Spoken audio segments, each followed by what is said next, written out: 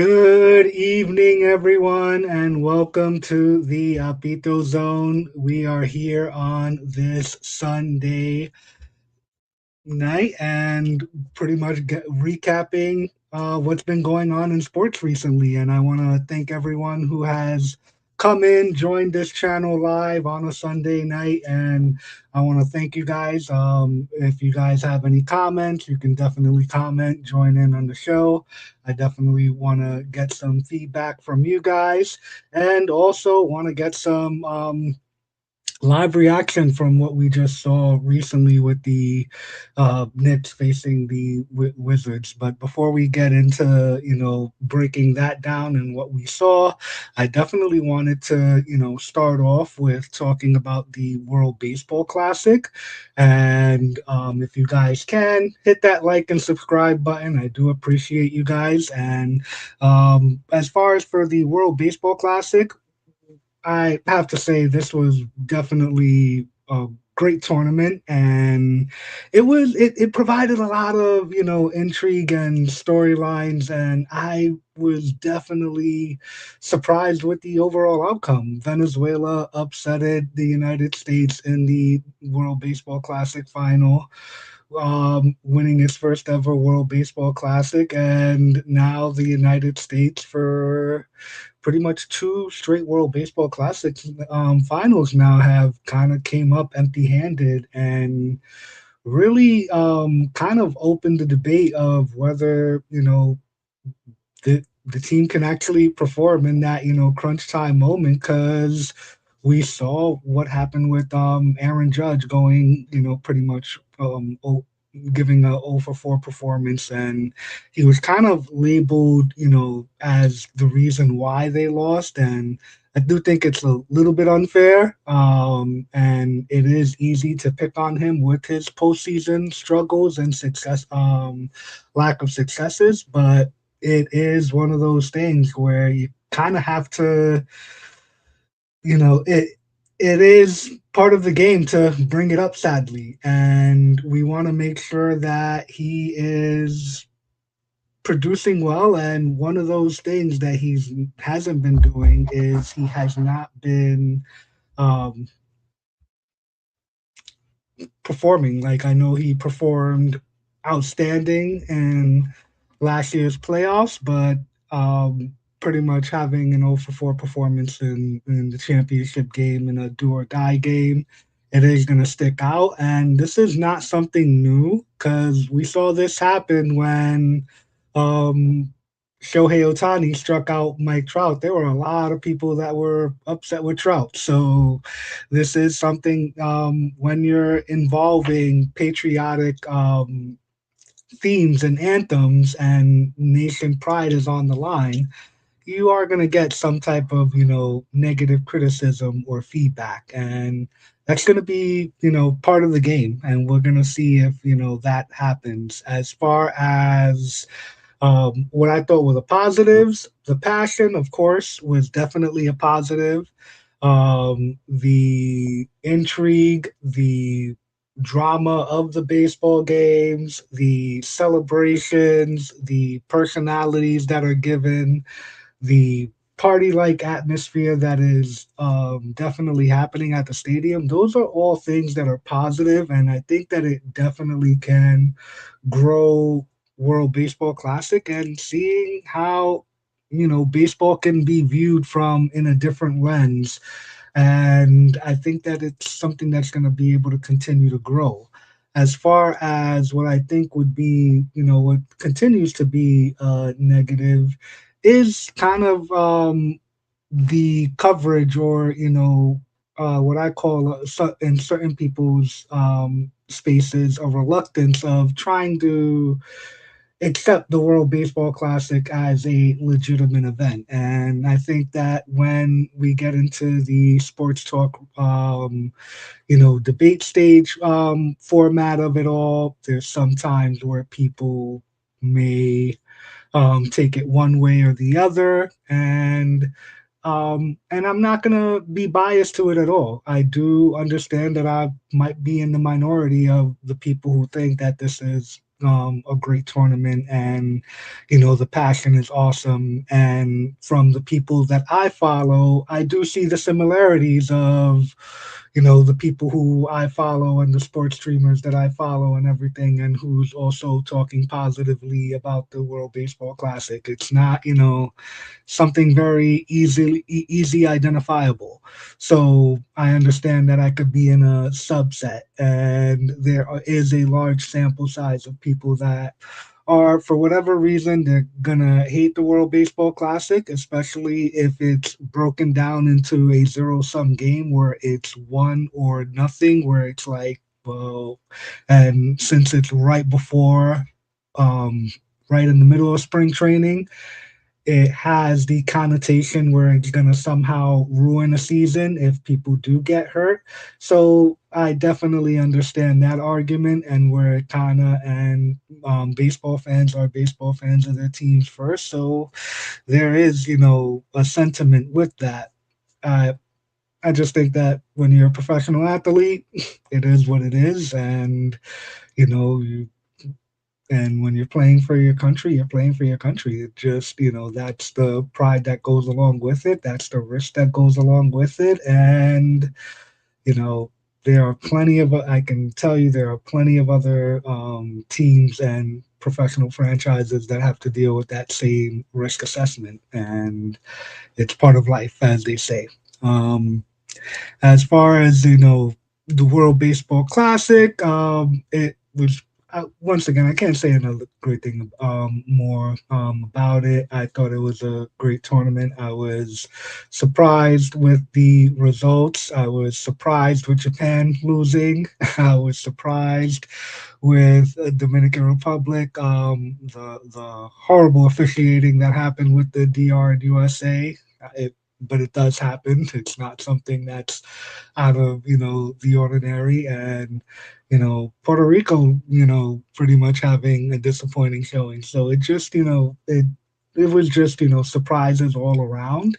And whenever I get to see good baseball, I'm not gonna complain. And at the end of the day, the World Baseball Classic pretty much trumps whatever was happening in any spring training, because spring training was pretty much non-existent. And we'll just see how that works out. And we'll be going over this now. The one thing I wanted to transition to is one, I wanted to give a shout out to my fraternity brother Jacob Flores and his daughter Leah Flores, who is killing it out in Chicago. They have been I've been in contact with Jacob for a amount of years, debating back and forth with Michael Jordan and LeBron, just annoying him, just to get him get on his nerves whenever I say LeBron is the greatest of all time. But I just wanted to give them a shout out because him and his daughter have been doing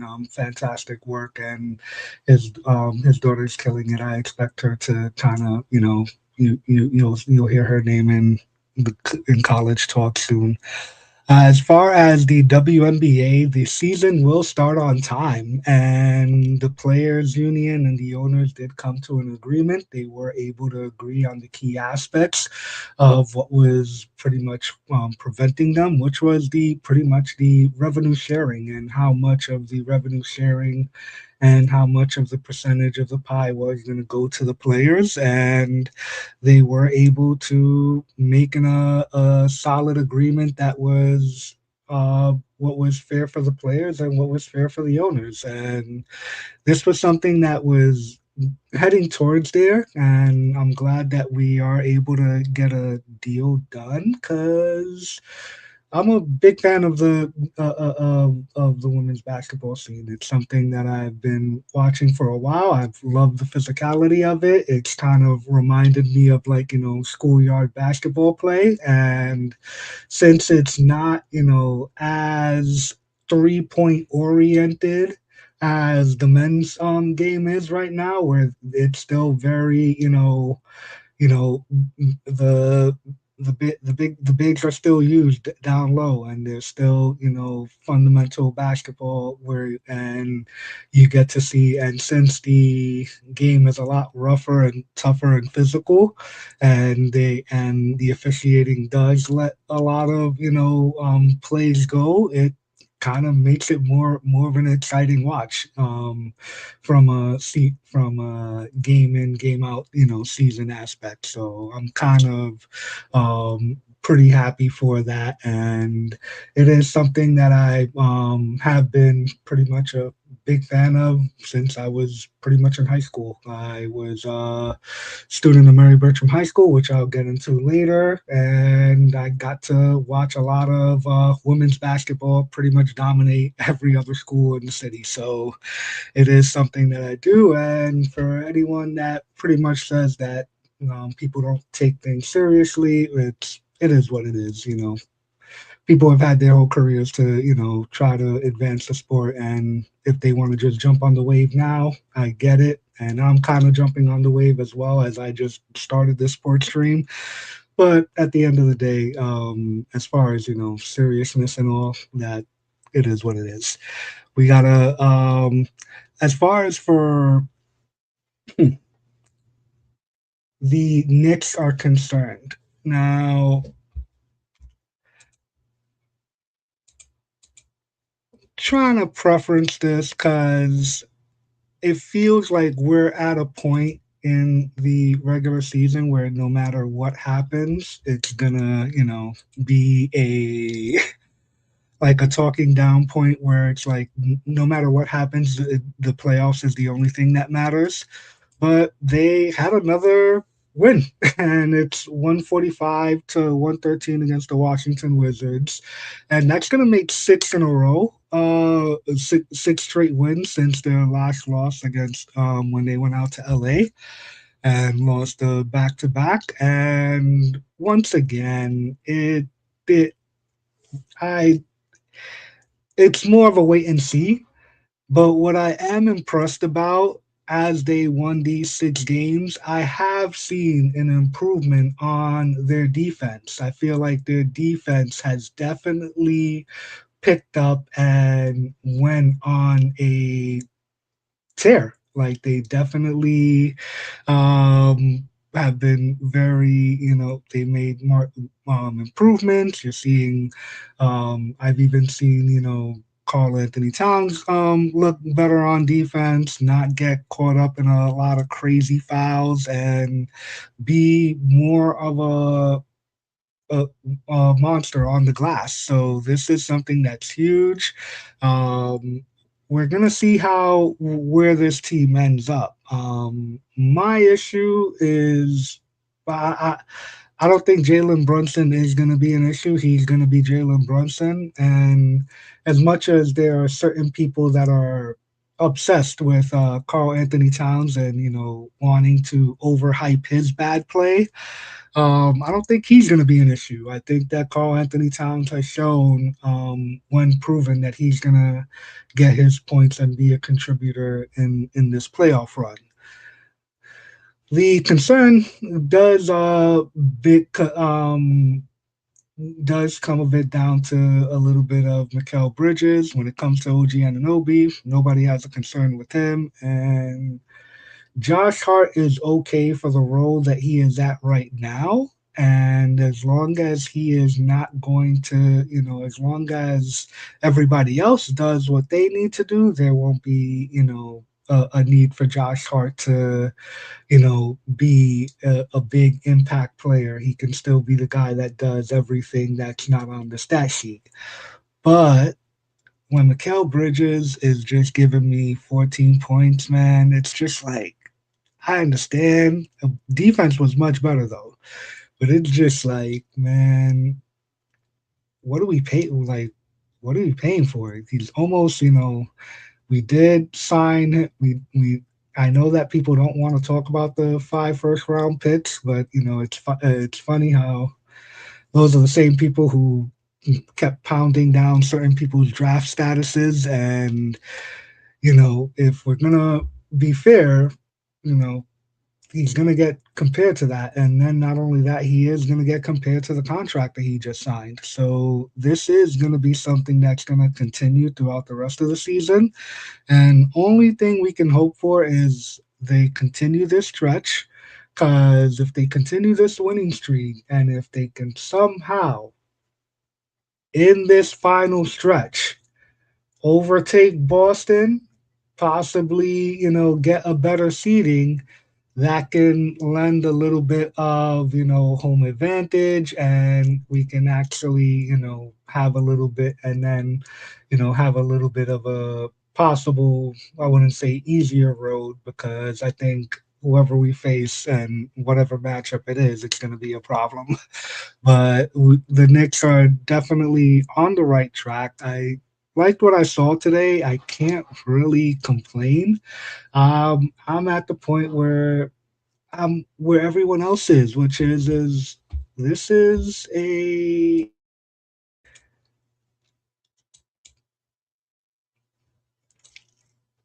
this is a how can I say this? This is a wait and see game.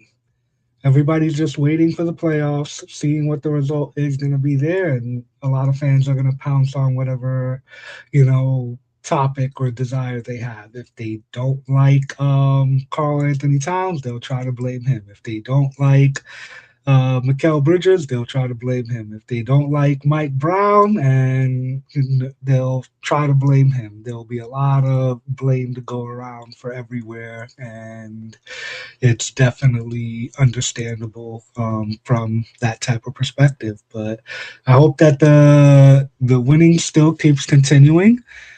From what I see here on their schedule, they the Pelicans are up next within a couple of days on March 24th on at 7:30. So we'll be seeing how they play there. They're now one game behind Boston, but that can soon to change as stats get updated. But a 145 win to 113 win, I say it was pretty impressive. And even though the competition wasn't impressive against the Wizards, you got to rack up these wins. And with playoff seeding being important, the only way to be able to improve is by getting more wins, and hopefully overtake Boston. And within the full standings, hopefully, be in that second overall seed. And we'll see, and we'll see how the rest of the league turns out. Because with Detroit having issues with the Pistons and the collapse run, that's going to be an issue right there.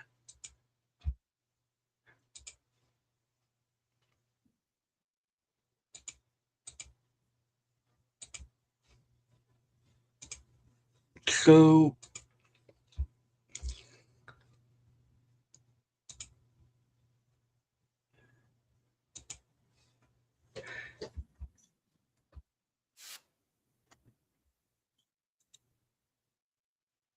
sorry about that.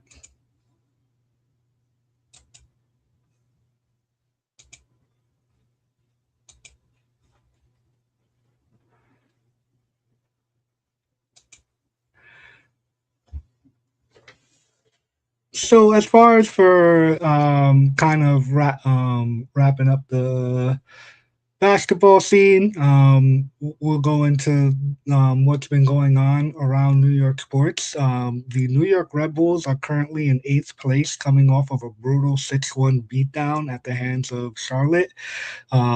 Next game is on April 4th against Cincinnati.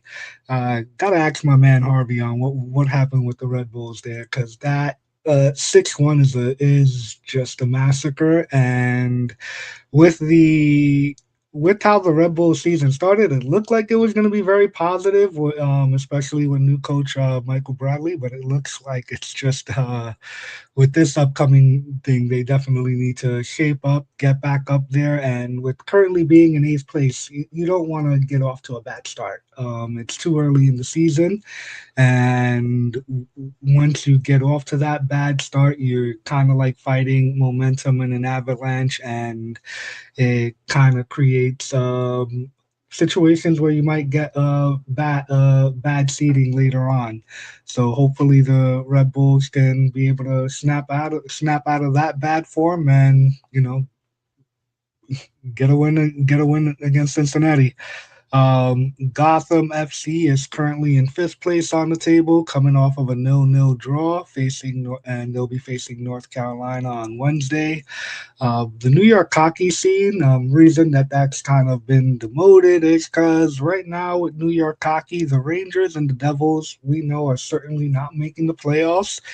And sadly, from the with the Islanders have had a very good year, and they're with all intent purposes are going to score over 100 points and still not make the playoffs due to the formatting and the seeding of how the playoffs is set up. And that's going to be an interesting talk discussion, and it's going to be really sad because I think the Islanders are definitely a team that can be able to make a run, and you never know with how the Stanley Cup playoffs is and the intensity and how momentum goes. So it's hopefully that can change around, but we'll see how that works. As far as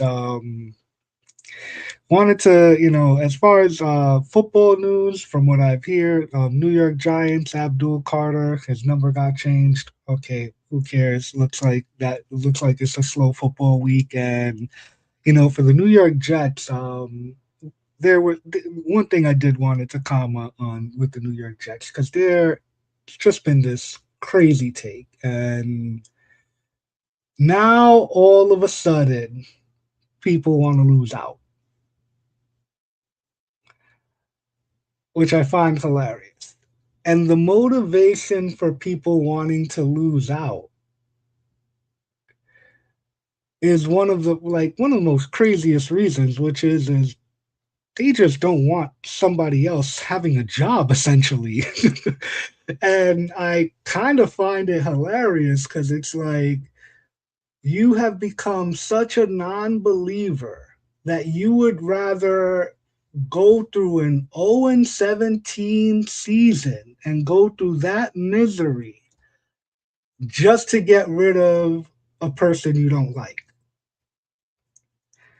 I'm sorry. That's just. I feel like that's clown talk at this point. As a Jet fan, uh, do I like the job that Aaron Glenn has done? No. 3-14 is 3-14. You can't explain that. It was a bad season, but I'm also not gonna act delusional and act like there weren't leaky faucets, before he got in. That's kind of like, not to get political, but it's blaming people, and you can't blame people. I'm sorry, I'm not going to do it. And the reason I'm not going to go there is because it's like, what are we doing here? Are we really setting up a dynamic we where even if he gets 7 wins, you're not even going to be impressed by that? And that's kind of the root of what you're trying to do. You are trying to wish an 0-17 season just to get rid of one person that you didn't like, just because you didn't like how he had a bad first impression, and you're now rushing to judgment. And I get it. Certain people have certain people have their feelings and their judgments, and they can rush to judgments and say that certain people are not good. But at the end of the day, we all know that that's not the story in life. And the one thing that life has become a true storyteller in is that it's not over. And to just automatically have that judgment that someone's not going to be a good coach based off of previous administration's bad mistakes and bad signings, and oh yeah, they decided to go for it all and it didn't work out. And the team that we thought was very talented actually ended up being overrated, and actually proved to be overrated when they started off 0-7. And it just was what it was. And at the end of the day, I'm not going to, you know, blame fans for how they feel, but I just think that it is crazy to root to say that you are a fan of a team and root for an 0-17 season just because you want the coach gone. I'm sorry. That's just I think that's when you've entered into, craziness and, like, dare I say, clownish yo-yo take, radio take personas, because as a Jet fan, I don't want to endure an 0-17 season. I really don't. I have no interest in losing every single game. And if losing 3 games was so horrible and so abject miserable for you, then I'm sorry. You lost me with the 0-17 just to get Aaron Glenn out of the building. And I'm just like, yeah, this is where fandom, this is where, rooting for a sports take gets a little out of hand. And hopefully, people can get a little bit of rationality when the Jets start winning some games here. But we'll see. And not gonna say people are wrong. Not gonna say people can't, believe what they want to believe in. But man, as far as and the next one, which is kind of like the fight game that I kind of usually talk about.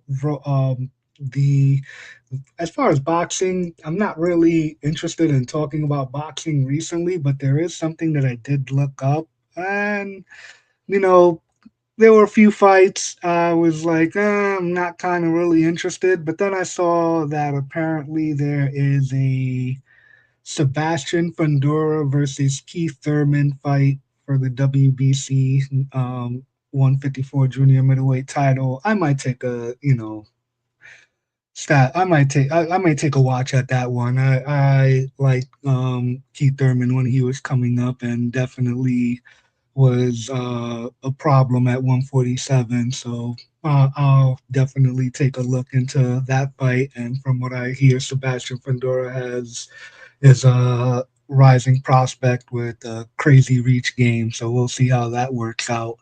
And as far as for the WWE, it's still full steams ahead. I think the Roman Reigns CM Punk promo battle, and that continues to happen each week on Raw heading into WrestleMania. It continues to be magic, and this is what happens when you have CM Punk, who is definitely one of the greatest mic talkers in WWE history. He is shown to captivate an audience and really, have people gravitate towards him, and also really, be a main event level superstar for, from the very beginning. And that's something that was well within the plans, and I think this was something that they wanted to do towards last year, but they couldn't be able to get to do it. And not I think in the first year, but they couldn't be able to get to do that. But now it's full steam ahead, and they've really knocked out each and every single week, every time they faced off in promos to really give that performance. And I can't complain about it. I've always said when the promos and the angles and everything else is going good, you can't really complain about the wrestling aspect. Now, I wanted to get into the final part, which was like who is like Jose in Brooklyn, and like what because apparently not going to get too much into it, because the one question I hate in a job interview, because I do give advice for career training and resume building and interview coaching, that one question is like, tell me about yourself. And I always kind of like, have to, coach people to take a deep breath and remember to not get too personal, and let the and show them how your skills, your previous skills and experience can be an asset to them, while giving a little bit of a personality without getting too personal. And as far as like who am I as a sports fan, and who am I personally, I'm just a person. I grew up in Brooklyn, Williamsburg, Brooklyn, and my the two sports that I grew up playing the most were baseball and basketball. Baseball as an organized sport when I was young, and basketball because there was a basketball court on every playground, and it was pretty much easy and accessible to be able to play. And um, didn't really have any athletic accomplishments. I played baseball all the way up until I want to say the age of 12, 13, maybe, and was not very talented. I was also a big kid as well. Went to middle school in 318 in Williamsburg, and with the different type of gym classes and organized sports, I actually got to learn the rules of hockey and soccer, and got to learn, how to play those sports, in a gym setting. Then I got into as I graduated from middle school, I went into high school at Murray Bertram High School, and that was a different experience because the first year that I went to Murray Bertram, 5 days in, 9/11 happened, and I had to deal with all of those changes, and then we went into I got into knowing the school. The first full year of Murray Bertram, freshman year, I was kind of a person that didn't really socialize, and I just went home and went to school. And I would say by sophomore year, towards the end, I saw some chessboards out there, and that reminded me of when I was in middle school, being part of the chess team, and I joined the YWCA program, and that's where I kind of pretty much started to navigate the social scenes of high school, and would be pretty much a person that would sell candy to get my trips paid throughout the year.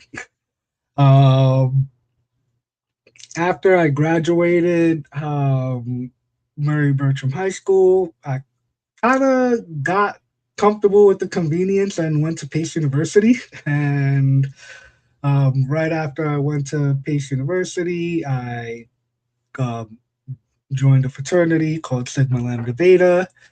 I was an undergrad, and then I ended up getting my graduate school degree, finishing with my bachelor's in history and my master's in education and professional.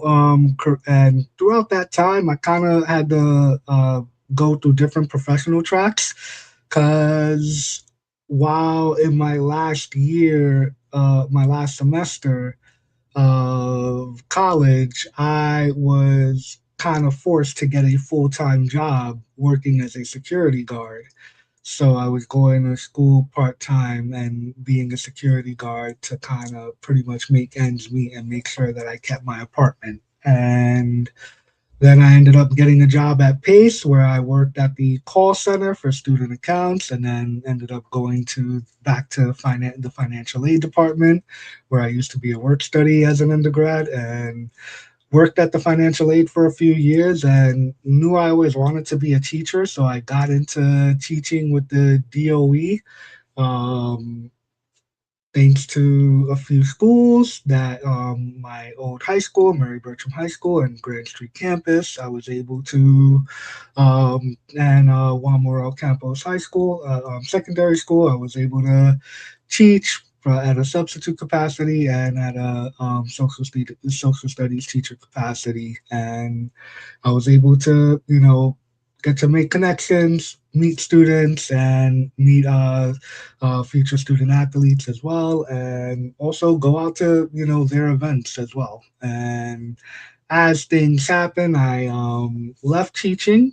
I was kind of in a crossroads where I didn't know if I saw myself teaching for the rest of my life, so to speak. And I ended up going into nonprofit when I worked at NYC Parks for about 6 months.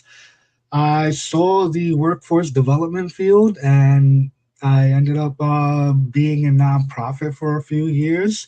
And then I did a short stint at Spectrum in the call center, working at the customer service center. And it was pretty fun experience. And learning in nonprofit, I've learned that there's definitely a lot of personalities, and it's definitely it exposed me into being more accountable for actions and how words come off.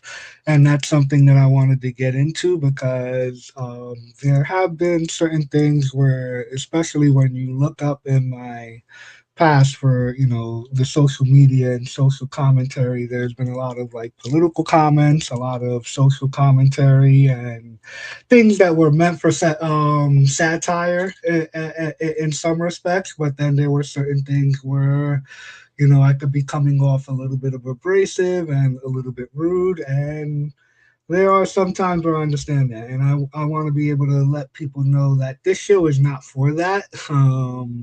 This show is for people to come together and give their sports opinions and give a dialogue and have an open mind. Because as we all grow in our maturity and in our development, I started to learn that, it's not, even though I'm listening to what people are saying and I understand what people are saying, how my response and how I'm delivering my response is still affecting how that person views what I'm saying and views if I'm listening to them or not. And that's something that I am trying to work on. And as as I get older in my life, we all realize we're not perfect, but that's something that we're getting towards. And it is something that I am very happy with, to try to get better in my development and get better as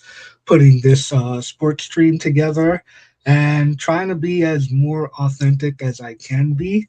Because I do understand, like, when you're reading from a script, sometimes the script may not have the same personality, and then people start to make the assumption that it's not the doesn't sound like their words, when sometimes, yeah, it doesn't sound like their words because they're also reading at the same time. And I feel like one thing that I learned, especially at NADAP, with my supervisor, Janaea Wright, at the time, um, you have to make the script part of your own. And the more you get used to your script and the more you add your own personality to the script, you start, getting better with it. And by getting better with it, you that comes along with practice. And hopefully, as I get more and more practice and trial and error time with this show, as I grow into this development, we can, you'll actually see a bit more of my personality and see a little bit more of what's going on. As far as getting better as a content creator and a sports commentator. I don't know what I'm calling this. I'm just freewheeling. And reason I did this was a few of my good friends wanted me to do this.